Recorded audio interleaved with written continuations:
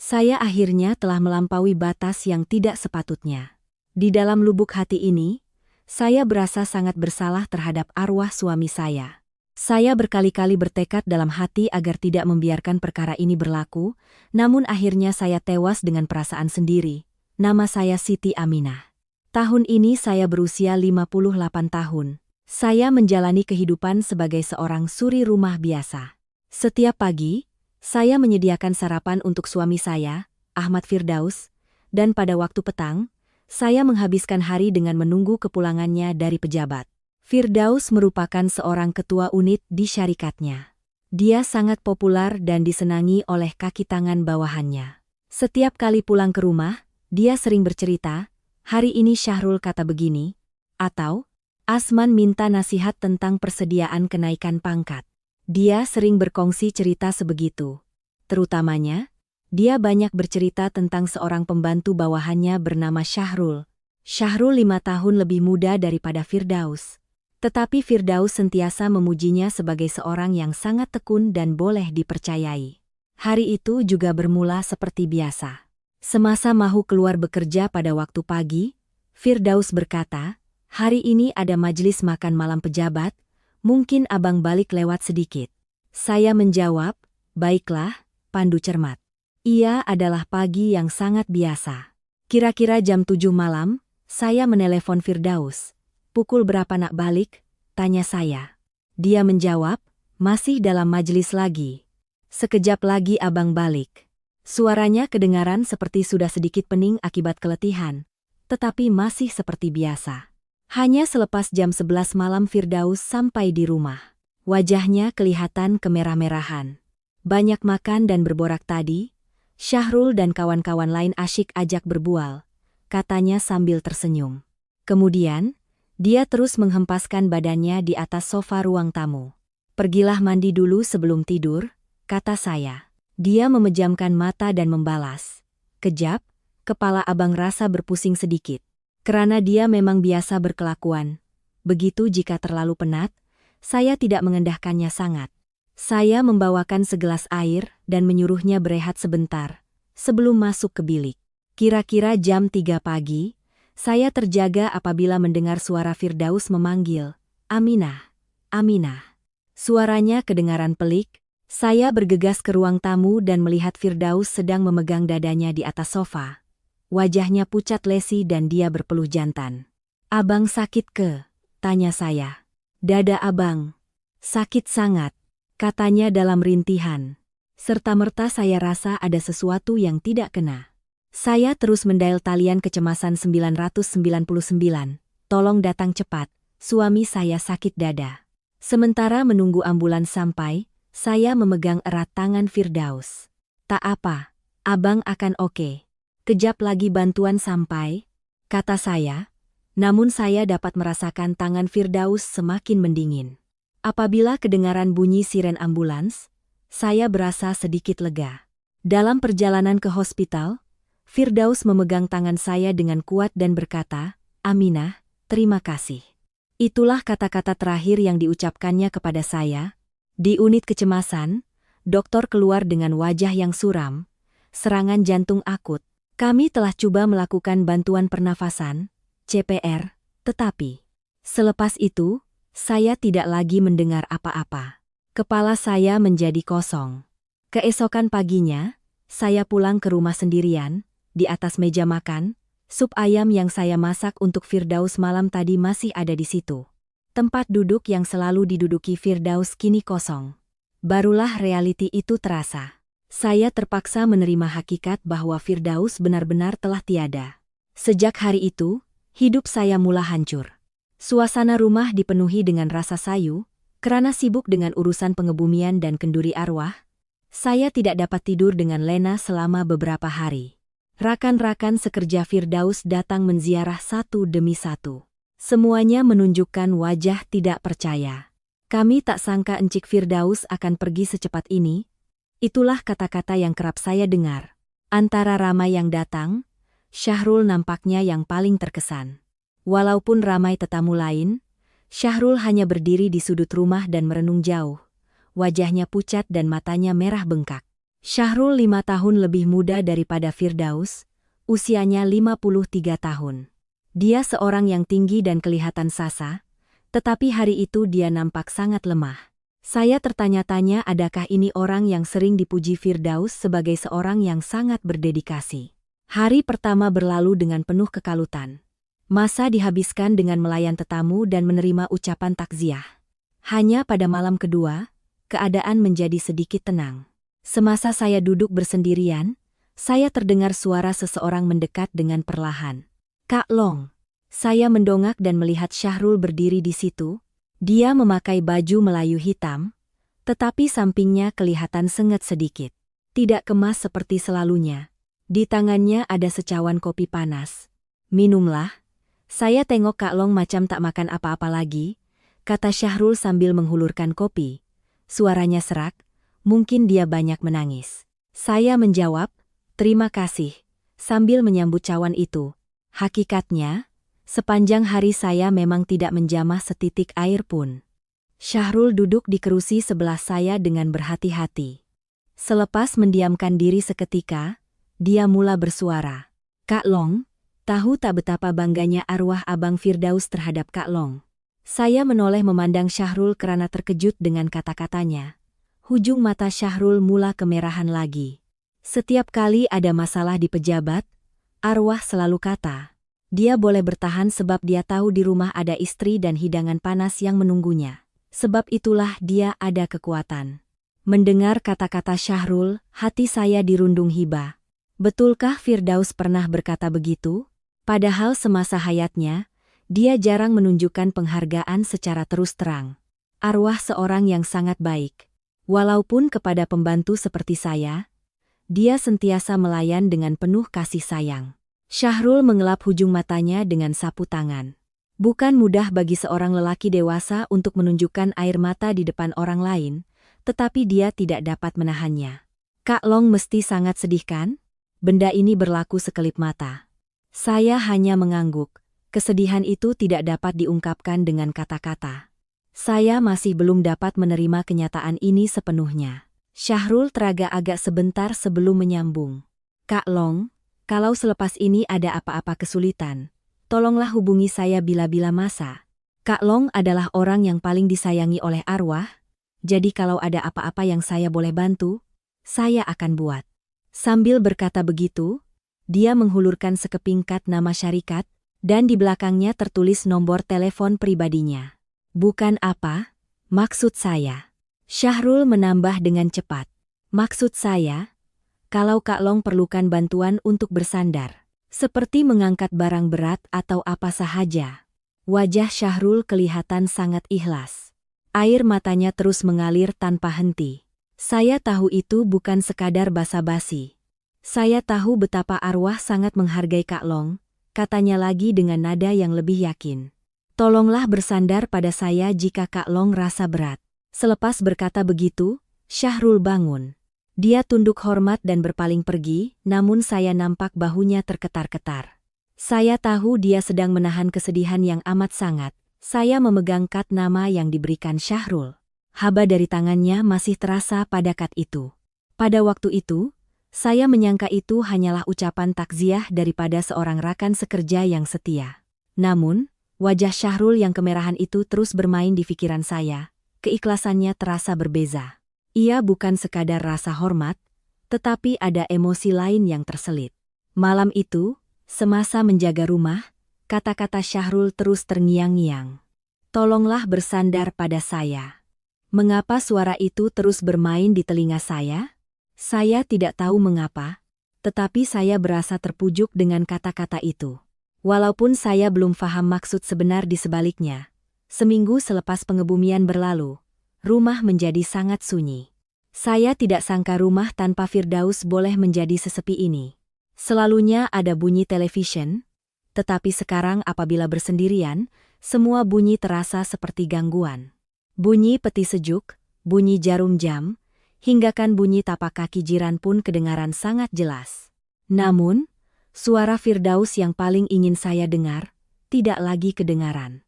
Selama beberapa hari, saya tidak dapat tidur dengan nyenyak. Setiap kali malam menjelma, saya terbayang image Firdaus memegang dadanya di atas sofa. Saya menyesal. Kenapa saya tidak sedar lebih awal?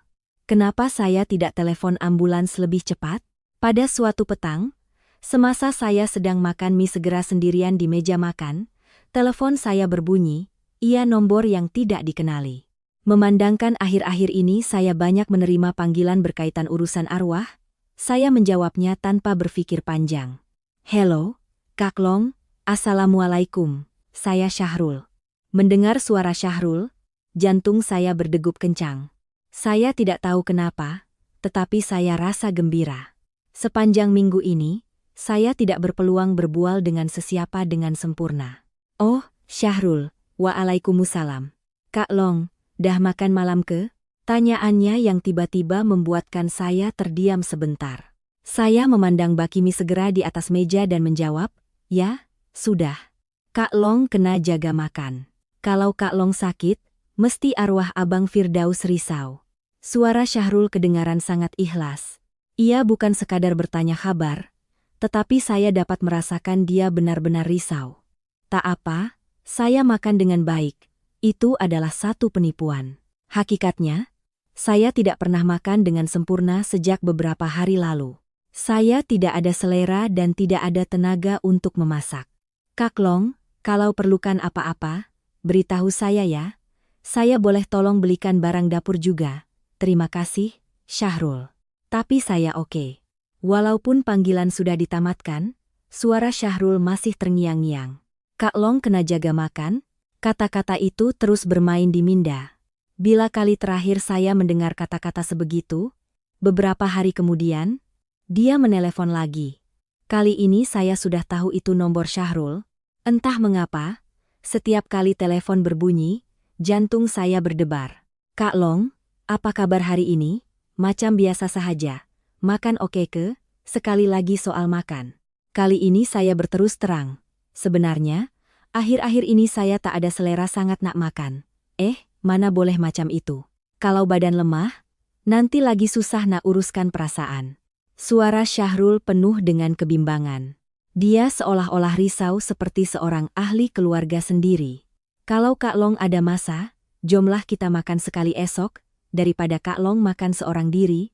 Saya terkejut dengan pelawaannya. Saya rasa ragu-ragu, adakah wajar bagi seorang janda yang baru kehilangan suami untuk makan bersama lelaki lain? Tak apalah. Saya oke. Fikirlah dulu Kak Long. Saya yakin Abang Firdaus pun nak tengok Kak Long sihat. Selepas meletakkan telepon, saya terus memikirkan kata-kata Syahrul. Betulkah Firdaus mahu saya sihat? Mungkin ya. Tetapi adakah dia mahu saya makan dengan lelaki lain? Namun, yang peliknya, setiap kali saya menerima panggilan Syahrul, hati saya berasa sedikit tenang. Adakah karena saya rasa ada seseorang yang mengambil berat tentang saya? Panggilan seminggu sekali berubah menjadi lebih kerap. 3 hari sekali, 2 hari sekali, sehinggakan akhirnya dia menelepon hampir setiap hari. Hari ini cuaca agak sejuk, Kak Long jaga diri ya. Saya ada di pasar raya tadi. Nampak ada epal yang bagus. Nak saya hantarkan? Kak Long, janganlah berjaga sampai lewat malam sangat. Setiap kali dia menelepon dengan alasan berbeza, tetapi tujuannya tetap sama yaitu untuk bertanya kabar. Pada mulanya saya rasa terbeban, tetapi lama-kelamaan saya mula terbiasa. Bukan sekadar terbiasa, malah saya mula menantinya. Apabila jam menunjukkan pukul 7 malam, saya secara semula jadi akan memandang telepon bimbit saya. Ia adalah waktu Syahrul selalunya menelepon. Apabila dia menelepon, saya rasa gembira. Jika tidak, saya rasa ada sesuatu yang hilang. Pada suatu hari, dia menelepon lewat daripada biasa. Hanya selepas jam 9 malam telepon berbunyi, dan pada waktu itu saya sadar saya telah menunggu panggilannya sepanjang malam. Maaf Kak Long, saya ada urusan kerja tadi. Sebaik sahaja mendengar suara Syahrul, saya berasa lega. Saya bimbang jika ada sesuatu yang buruk berlaku kepadanya. Malam itu, sebelum tidur, saya berpikir. Sejak bila saya mula menanti panggilan Syahrul, ia adalah satu-satunya masa dalam sehari untuk saya berbual dengan seseorang. Namun pada masa yang sama, saya berasa pelik. Adakah ini dibenarkan? Baru saja kehilangan suami, saya sudah menanti panggilan lelaki lain. Hati saya mula goyah. Saya tidak mahu mengakuinya, tetapi saya tidak dapat menafikannya. Suara Syahrul terasa hangat dan perhatiannya membuatkan saya terharu. Saya tahu ini bukan sekadar simpati atau basa-basi. Hari itu juga Syahrul menelepon seperti biasa. "Kak Long, dah makan malam ke?" Soalan yang sama setiap kali. Namun kali ini saya menjawab dengan jujur. Sebenarnya dalam peti sejuk dah tak ada apa-apa, jadi saya belum makan. Ada kesunyian seketika di hujung talian. Syahrul seolah-olah sedang berpikir, "Kak Long, kalau Kak Long tak keberatan, boleh saya singgah sekejap, saya nak hantarkan sedikit barang dapur." Tak perlulah, susahkan Syahrul sahaja. "Kak Long, kalau Abang Firdaus masih ada, dia takkan biarkan Kak Long begini." Suara Syahrul kedengaran sangat terdesak. Akhirnya saya terpaksa berkata, "Baiklah, sekejap sahaja ya." 30 menit kemudian, loceng pintu berbunyi. Apabila saya membuka pintu, Syahrul berdiri di situ dengan 2 beg plastik besar. Dia berpakaian santai, yang menjadikannya nampak lebih selesa. Banyaknya barang yang awak beli. Tak adalah, ini barang asas sahaja. Syahrul membuka peti sejuk saya dan mengeluh. Peti sejuk itu benar-benar kosong. Hanya ada sedikit sambal belacan dan botol air putih. "Kak Long, mana boleh macam ini, nanti badan jatuh sakit." Suara Syahrul penuh dengan kebimbangan, nadanya seperti seorang abang yang risaukan adiknya. "Tak apa, kalau saya nak makan nanti saya belilah." Itulah masalahnya. Kak Long langsung tak terfikir nak makan. Syahrul mengeluarkan barang dari beg dan menyusunnya ke dalam peti sejuk. Sayur-sayuran segar, daging, dan buah-buahan membuatkan peti sejuk itu nampak hidup semula. "Kak Long nak makan apa malam ini?" "Apa-apapun tak apa. Saya tak kisah. Kalau macam itu, biar saya masakan nasi goreng ringkas. Abang Firdaus pernah kata dia kadang-kadang masak di rumah. Jadi saya pun ada belajar sedikit."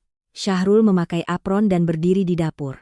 Gayanya nampak kekok tetapi semula jadi. Sudah lama saya tidak melihat lelaki memasak di dapur saya. Firdaus hampir tidak pernah memasak.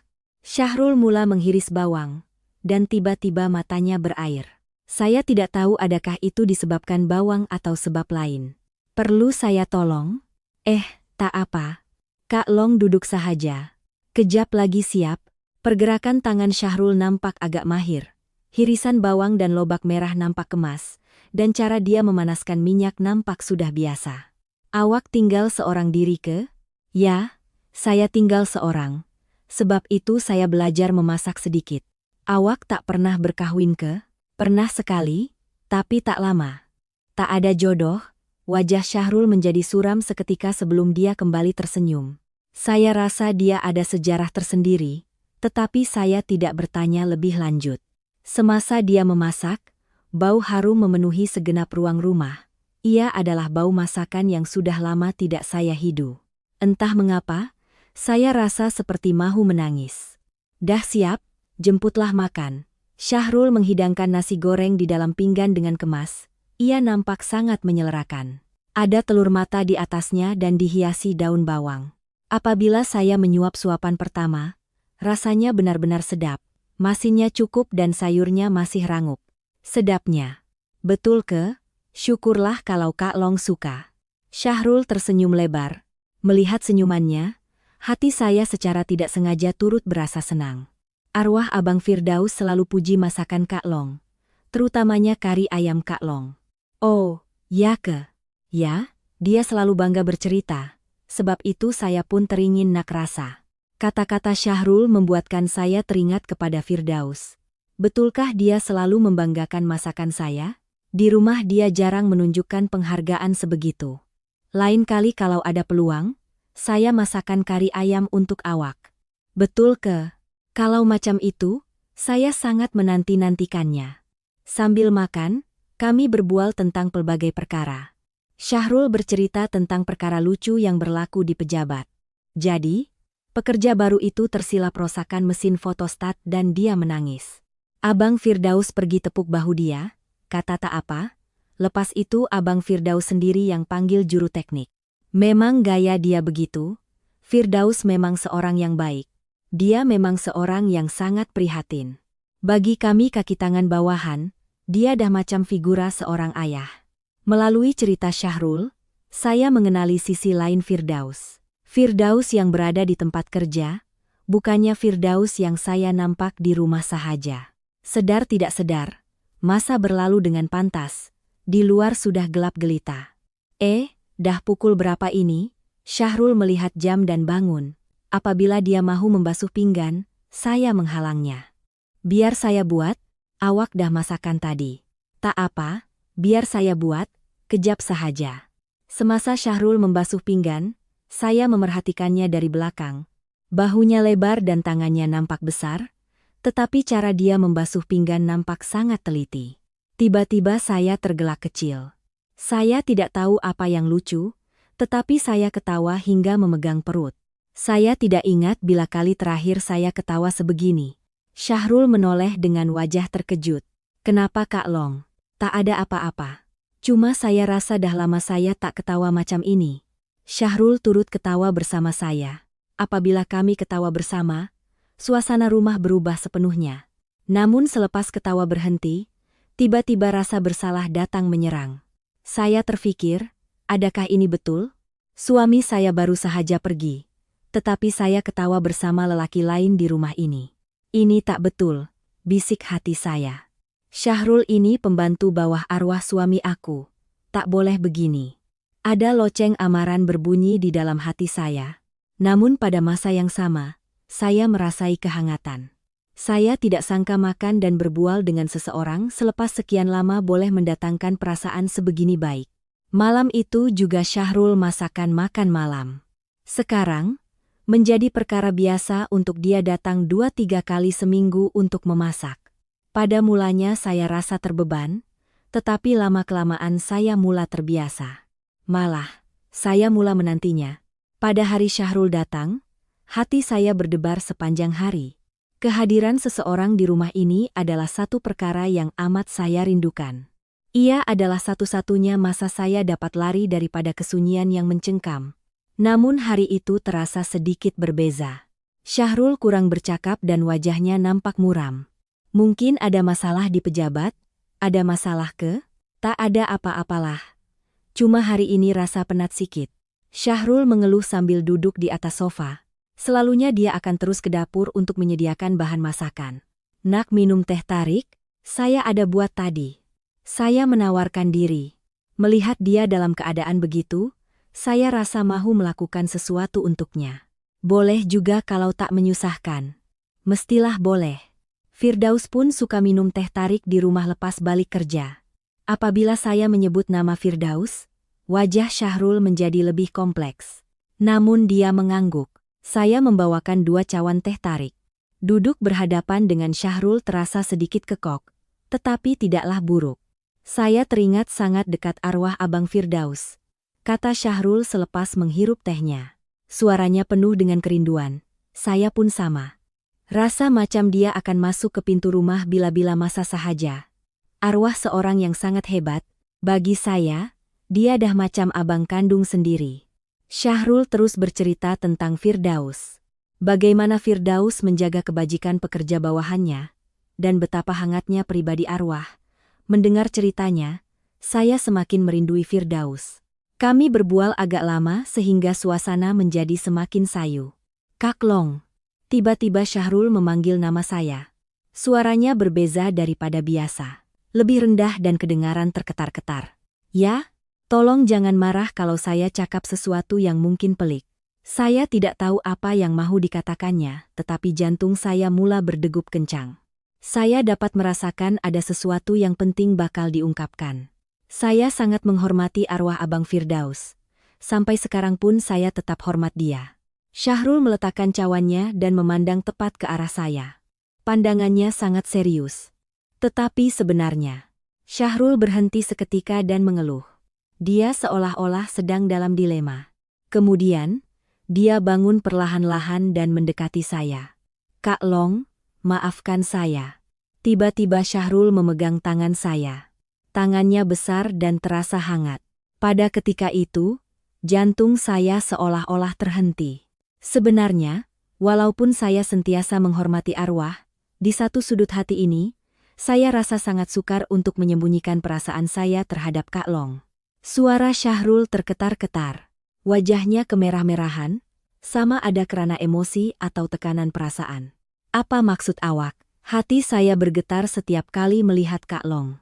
Walaupun semasa arwah masih ada, ataupun semasa saya bersendirian, saya tahu saya tak patut ada perasaan begini, tapi saya tak dapat kawal. Mendengar pengakuan Syahrul, kepala saya menjadi kosong. Saya tidak sangka akan mendengar kata-kata sebegitu. Atau mungkin sebenarnya saya sudah tahu. Jauh di lubuk hati, saya rasa saya sudah merasakannya. Selepas Abang Firdaus pergi, semasa saya membantu Kak Long, perasaan ini menjadi semakin besar. Melihat kesedihan Kak Long, saya rasa nak peluk dan lindungi Kak Long. Melihat Kak Long senyum, saya nak buat Kak Long senyum lebih banyak lagi. Syahrul memegang tangan saya dengan lebih erat. Kehangatan dari tangannya menjalar ke seluruh tubuh saya. Namun tiba-tiba realiti menyedarkan saya. Ini tidak boleh berlaku. Ini perkara yang haram dan tidak sepatutnya berlaku. Tak boleh. Saya dengan pantas merentap tangan saya, serta-merta air mata saya tumpah. Saya sendiri tidak tahu kenapa saya menangis. Adakah karena sedih, terkejut, atau sebab lain? Tak boleh. Awak ini pekerja bawahan suami saya. Awak orang yang selalu datang ke rumah kami. Suara saya terketar-ketar. Saya coba menahan emosi tetapi gagal. Ini satu kesalahan. Perkara ini tak sepatutnya berlaku. Wajah Syahrul nampak sangat terluka. Namun saya tidak ada pilihan. Ini benar-benar tidak wajar. Maafkan saya. Saya terlalu terburu-buru. Syahrul bangun dari tempat duduknya. Semasa dia mahu berpaling pergi, sesuatu yang pelik berlaku. Jantung saya berdegup kencang secara gila-gila. Melihat Syahrul semakin menjauh, saya rasa seolah-olah ada bahagian dalam hati saya yang menjadi kosong. Mengapa saya rasa begini? Syahrul. Saya memanggilnya. Syahrul menoleh dan matanya kelihatan kemerahan. Maafkan saya Kak Long, selepas ini saya takkan cakap macam itu lagi. Bukan itu maksud saya. Kata-kata saya tersekat. Saya tidak tahu apa yang patut saya katakan. Otak saya kata tak boleh, tetapi hati saya kata perkara lain.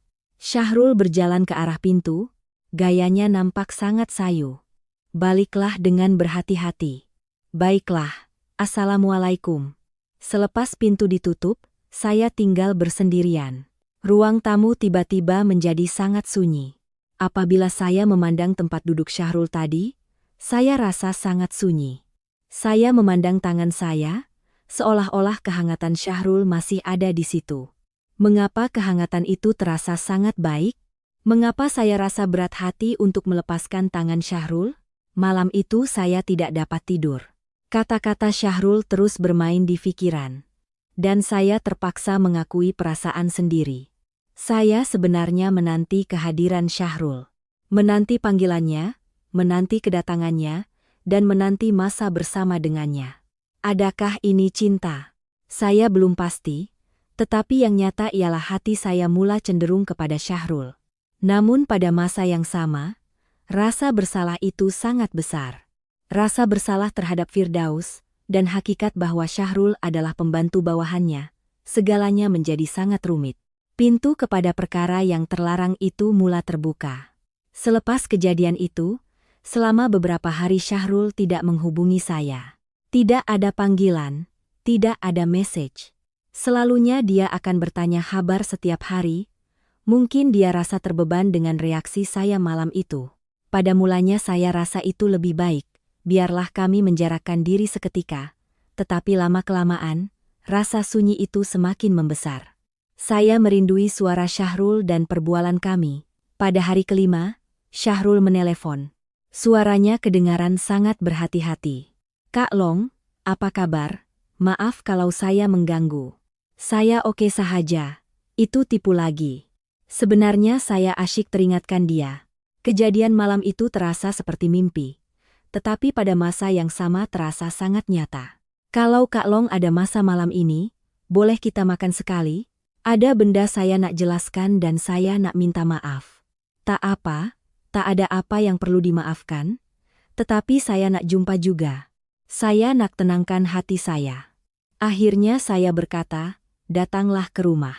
Saya sendiri sebenarnya mahu berjumpa dengannya. Walaupun saya tidak tahu bagaimana mahu menguruskan perasaan yang rumit ini, sekurang-kurangnya kami perlu berbual. Syahrul sampai kira-kira jam 7 malam. Dia membawa beg plastik seperti biasa, tetapi wajahnya nampak kekok. Kami berdua nampak terbeban dengan apa yang berlaku malam itu. Nak saya masakan apa? Masakan kari ayam sajalah. Dah lama saya tak makan masakan awak.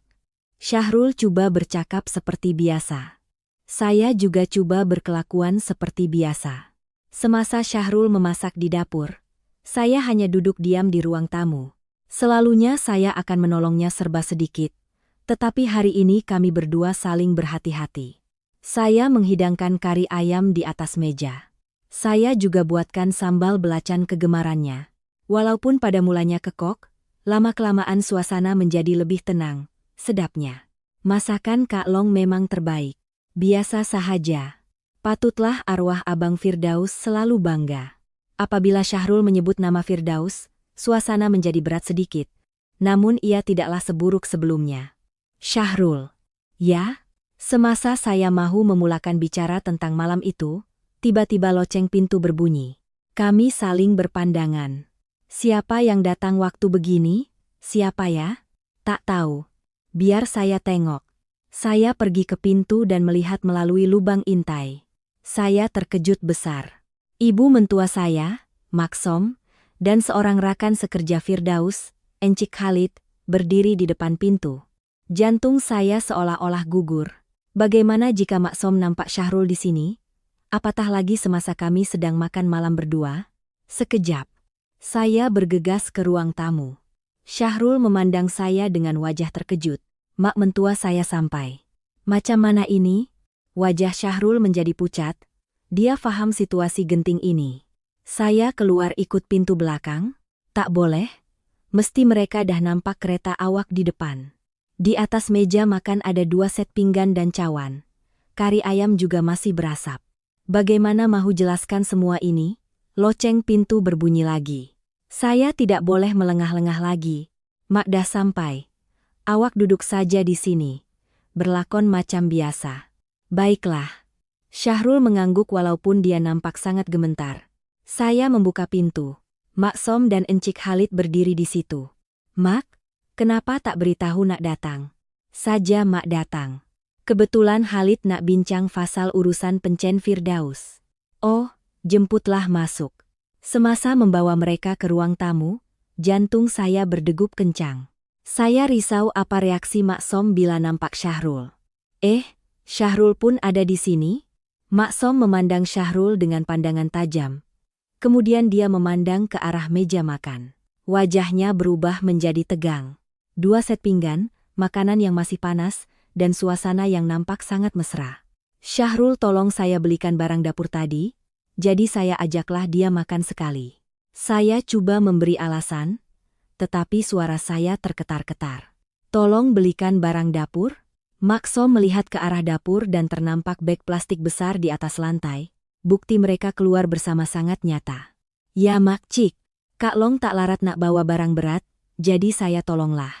Syahrul coba menjelaskan, tetapi wajah Maksom semakin keras. Encik Khalid juga nampak seperti sedang memikirkan sesuatu. Oh, kalau macam itu, Syahrul baliklah dulu. Dah lewat ini, kata-kata Maksom kedengaran sangat dingin. Baiklah Mak Cik, saya balik dulu. Kak Long, Encik Khalid, saya balik dulu. Syahrul segera keluar. Suasana rumah menjadi sangat tegang selepas pintu ditutup. Maksom memandang meja makan semula dan kemudian memandang tepat ke arah saya, Aminah. Ya Mak, Firdaus baru sahaja meninggal, dah berani bawa lelaki masuk ke rumah? Akhirnya Maksom melepaskan apa yang dipendamnya. Walaupun saya sudah jangka, tetapi apabila mendengarnya secara terus, hati saya rasa pedih. Mak, ini salah faham. Kami cuma. Salah faham apa lagi? Khalid pun dah nampak. Kamu berdua nampak sangat mesra. Encik Khalid hanya menunduk dengan wajah serba salah. Saya tahu gosip ini pasti akan tersebar di pejabat nanti. Aminah, kamu kena fikir maruah keluarga. Syahrul itu pembantu arwah suami kamu. Mendengar kata-kata Maksom, saya rasa mahu menangis. Tetapi saya tidak boleh menangis karena itu hanya akan menguatkan syak wasangka mereka. Pada ketika itu saya sadar, saya benar-benar telah melampaui batas. Walaupun saya menafikannya, hakikatnya ada sesuatu yang sedang bermula antara kami, dan orang luar sudah dapat menghidu perkara itu. Suasana di rumah terasa sangat menyesakkan. Saya rasa saya sudah sampai ke tahap yang tidak boleh berpaling lagi. Malam itu selepas Maksom balik, saya tidak dapat tidur. Pandangan dingin Maksom terus menghantui saya. Beberapa hari kemudian, apa yang saya bimbangkan berlaku. Gosip mula tersebar di kalangan rakan sekerja Firdaus. Semasa saya berjumpa dengan istri rakan sekerja Firdaus di pasar, dia berkata, "Aminah, saya dengar awak sekarang kerap jumpa Syahrul." Kata-kata itu membuatkan saya meremaj bulu roma. Bagaimana berita sebegini boleh tersebar dengan begitu cepat? Tak adalah. Dia cuma tolong saya sikit-sikit. Yalah, tapi awak kena jaga-jaga. Orang boleh salah faham. Tetapi sudah terlambat. Gosip sudah tersebar luas. Rakan-rakan Firdaus mula menelepon dan menasihati saya supaya menjaga maruah diri. Seminggu kemudian, Maksom datang lagi. Kali ini dia datang bersama adik ipar saya. Wajah mereka nampak sangat marah. "Aminah, duduk." Suara Maksom sejuk seperti ais. Adik ipar saya menjeling saya dengan tajam. "Kami dah dengar semua gosip. Betul ke kamu ada hubungan dengan Syahrul?" "Mak, itu tak betul. Kami cuma..." "Cuma apa?" "Khalid kata dia nampak kamu berdua sangat mesra di rumah ini." Adik ipar saya mencelah. "Kak Long, Abang Long baru meninggal 2 bulan lepas. Takkan dah ada lelaki lain?" Hati saya rasa hancur. Saya mahu membela diri tetapi kata-kata saya tersekat. Hakikatnya, hati saya memang sudah cenderung kepada Syahrul. Lagipun Syahrul itu pembantu bawah arwah abang saya. Maksom menjerit dalam kemarahan, "Anak aku baru saja pergi. Kamu dah buat perkara bukan-bukan dengan pembantunya." Maksom menangis karena terlalu marah. Sepanjang saya mengenali Maksom, dia tidak pernah meninggikan suara sebegini. Tiba-tiba loceng pintu berbunyi. Tanpa berpikir, saya membuka pintu dan Syahrul berdiri di situ. Dia memakai baju kemeja kemas dan wajahnya nampak serius. "Kak Long, saya dah dengar gosip itu, biar saya selesaikan." Syahrul masuk dan melihat keadaan yang tegang itu. Maksom dan adik ipar saya memandangnya dengan penuh kebencian. "Syahrul, apa kamu buat di sini lagi?" jerit Maksom. "Makcik, maafkan saya." Tiba-tiba Syahrul melutut di tengah ruang tamu di depan Maksom. Saya terkejut melihat tindakannya. "Makcik, ini semua salah saya. Apa kamu merepek ini?" "Saya akui saya telah menyusahkan Kak Long. Tapi Makcik, ada satu perkara saya nak jelaskan dengan jujur." Suara Syahrul terketar-ketar tetapi kedengaran yakin. "Saya bukan sekadar ada nafsu, tetapi saya benar-benar cintakan Kak Long." Maksom terkejut besar. Adik ipar saya juga ternganga. Saya juga terpaku. Saya tidak sangka Syahrul akan berterus terang sebegitu rupa. Saya nak jaga orang yang paling disayangi oleh arwah ketua saya. "Apa kamu kata? Kamu ini pembantu arwah suami dia?" "Makcik, saya serius. Saya benar-benar cintakan dia." Mendengar pengakuan Syahrul, saya tidak dapat menahannya lagi. Saya juga turut melutut di sebelah Syahrul. Air mata saya tumpah dengan lebat. "Mak, maafkan saya. Saya pun bersalah." "Aminah, kamu pun sama?" "Mak, saya tak boleh hidup sorang-sorang. Setiap malam saya menangis sendirian. Kalau bukan sebab Syahrul, saya tak tahu apa akan jadi pada saya." Maksom memandang kami dengan pandangan yang sukar dimengerti. Pada mulanya kami memang tak ada niat apa-apa. Syahrul cuma tolong saya sebagai rakan sekerja arwah suami saya. Tetapi lama-kelamaan. Lama-kelamaan apa? Lama-kelamaan saya mula bergantung pada dia. Saya rasa saya tak boleh teruskan hidup tanpa dia. Adik ipar saya mengeluh dan menggelengkan kepala. "Kak Long, ini tak betul. Macam mana Kak Long nak berdepan dengan arwah Abang Long nanti? Saya tahu. Setiap hari saya minta maaf pada Firdaus. Tapi saya rasa Firdaus pun tak nak tengok saya menderita seorang diri begini. Ruang tamu menjadi sunyi sepi. Semuanya mendengar kata-kata saya. Syahrul masih melutut dan memandang saya. Kritu, Makcik, kami benar-benar ikhlas. Saya tak boleh biarkan Kak Long sendirian. Maksom memandang kami untuk satu jangka masa yang lama. Air matanya mengalir, entah kerana marah atau sedih. Firdaus, maafkan Mak. Maksom berbisik sambil memandang ke atas. Saya rasa hati saya sangat pedih melihat Maksom sebegitu. Saya rasa segalanya sudah berakhir. Namun pada masa yang sama, saya rasa lega kerana tidak perlu lagi bersembunyi. Cinta kami akhirnya terdedah kepada dunia. Selepas kejadian itu, selama beberapa hari kami tidak berhubung. Maksom, adik ipar, maupun Syahrul tidak menelepon saya. Rumah kembali sunyi, dan saya berasa sangat bimbang. Adakah hubungan ini akan berakhir begitu sahaja? Adakah Syahrul akan mengalah kerana tentangan keluarga?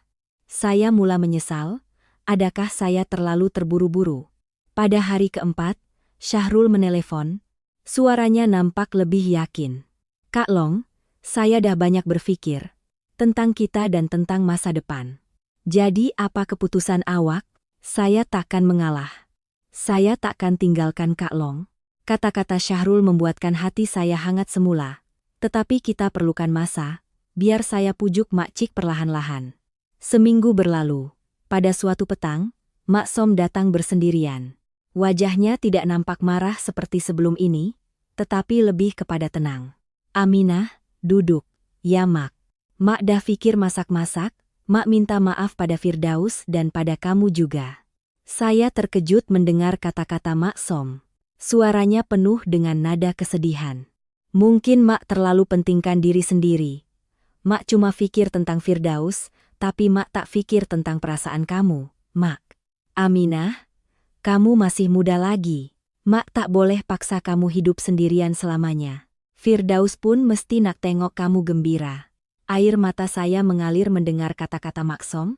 Rupa-rupanya dia faham beban perasaan yang saya tanggung. Cuma Mak ada satu syarat. Apa syaratnya Mak? Jangan hidup bersembunyi. Kalau benar-benar cinta, buatlah dengan cara yang betul. Jangan biarkan orang mengata di belakang. Mendapat restu daripada Maksom adalah satu perasaan yang tidak dapat digambarkan. Hati saya sangat tersentuh. Lagi satu, kamu kena pastikan Syahrul sentiasa menghormati nama Firdaus. Firdaus tetap abang kepada kamu semua. Boleh? Ya Mak, tentu sekali. Keesokan harinya saya memberitahu Syahrul tentang perkara ini. Syahrul sangat gembira. Betul ke? Syukurlah Makcik faham. Tapi ada syaratnya. Syahrul menjawab tanpa ragu, tentu sekali, saya akan sentiasa menghormati nama arwah Abang Firdaus. Beberapa hari kemudian, Maksom mengadakan satu majelis keluarga kecil. Dia menjemput adik-beradik, anak-anak, dan beberapa rakan rapat Firdaus. Hari ini Mak nak beritahu sesuatu. Aminah dan Syahrul akan membina hidup bersama. Mak yakin Firdaus pun akan merestui mereka dari sana. Suasana pada mulanya kekok, tetapi lama-kelamaan orang mula menerima. Syahrul bangun dan memberi ucapan yang sangat ikhlas. Saya akan sentiasa menghormati arwah Abang Firdaus sebagai abang saya. Dan saya akan pastikan Kak Long bahagia. Syahrul juga sempat melakukan sholat hadiah untuk arwah Firdaus sebagai tanda hormat. Encik Khalid juga datang mengucapkan tahniah. Syahrul, kalau arwah ada lagi, mesti dia setuju.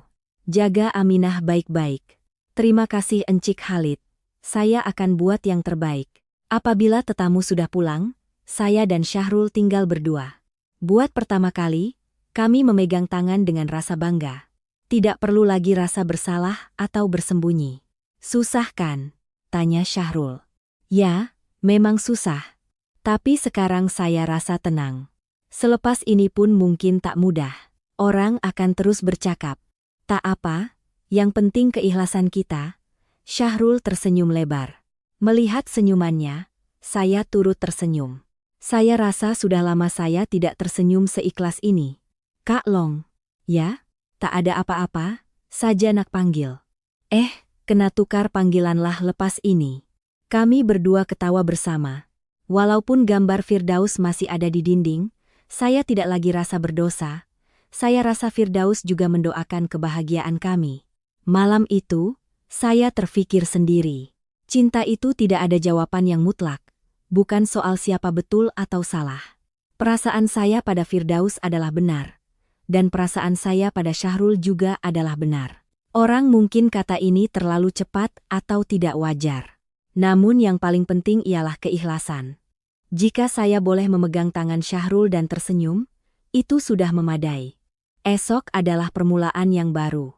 Saya akan terus menyimpan kenangan Firdaus di dalam hati, dan pada masa yang sama membina kenangan baru bersama Syahrul. Ia mungkin tidak mudah, tetapi dengan adanya cinta, segalanya mungkin. Cinta kadangkala datang dalam bentuk yang tidak disangka. Begitu juga dengan saya. Tetapi selagi kita ada keberanian untuk menerima cinta itu, kita boleh kembali bahagia. Kini, fase baru dalam hidup saya bermula. Bermula sekarang. Bermula sekarang? Bermula sekarang?